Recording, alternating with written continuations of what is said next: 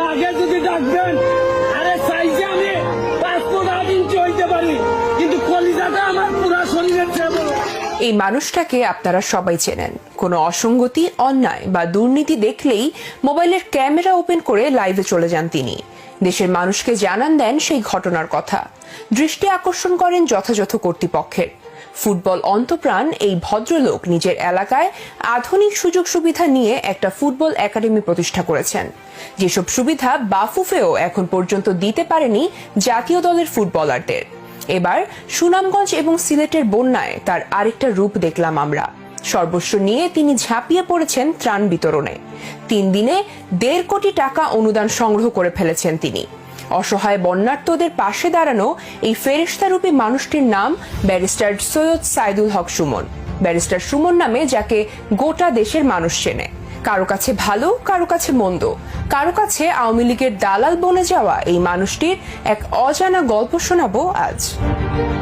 Barrister সুমনের জন্ম এবং বেড়ে ওঠা হবিগঞ্জে। ঢাকা বিশ্ববিদ্যালয়ে আইন বিষয়ে পড়াশোনা শেষ করে লন্ডনে গিয়েছিলেন উচ্চতর ডিগ্রি নেওয়ার জন্য। সেখানে নিজের খরচ চালাতে নানা রকমের কাজ করতে হতো সুমনকে। একসময় কুলের কাজও করেছেন তিনি, ড্রাইভারের চাকরি করেছেন। হৃদয় বিদারক এক ঘটনা ঘটেছিল তখন তার জীবনে। বিদেশে পড়াশোনার সময় দেশে তার বাবা মারা গিয়েছিলেন, কিন্তু বাবার লাশ দাফনের জন্য যে দেশে আসবেন সেই টাকাটা ছিল না সুমনের কাছে। সীমাহীন কষ্ট বুকে লুকিয়ে মোবাইল ফোনে বাবার জানাজায় অংশ নিয়েছিলেন তিনি। দেশে ফিরে এসে সুপ্রিম কোর্টের আইনজীবী হয়েছেন, আন্তর্জাতিক অপরাধ ট্রাইব্যুনালে রাষ্ট্রপক্ষের আইনজীবী হিসেবেও নিয়োগ পেয়েছেন। তবে নিজ পেশার বাইরে গিয়েও সবসময় মানুষের জন্য কিছু করার তাগিদ অনুভব করেন ব্যারিস্টার সুমন। তিনি কথা বলেন চারপাশের অনিয়ম, অব্যবস্থাপনা নিয়ে। তিনি প্রতিবাদ করেন অন্যায়ের। আর এভাবে ব্যারিস্টার সুমনের ভিডিও হয়ে যায় ভাইরাল। তিনি হয়ে ওঠেন ফেসবুকের পরিচিত মুখ। তার জীবনটা নিয়ে সিনেমা বানানো যাবে কয়েকটা। এই জীবনে মানুষের জন্য তিনি কি কি করেছেন সেই ফিরিস্তি লিখতে গেলে উপন্যাস হয়ে যাবে। সেগুলো বলার আগে বলে নেওয়া যাক সুনামগঞ্জ এবং সিলেটের চলমান বন্যায় সুমন কি করেছেন। বন্যায় দুর্গত মানুষের কাছে ত্রাণ নিয়ে যাবেন বলে ফেসবুকে সবার কাছে সাহায্য চেয়েছিলেন ব্যারিস্টার সুমন। প্রথম দিনে তার কাছে প্রায় 70 লক্ষ টাকার অনুদান আসে। 3 দিনের মাথায় গিয়ে এই অঙ্কটা গিয়ে দাঁড়ায় 1.5 কোটিতে।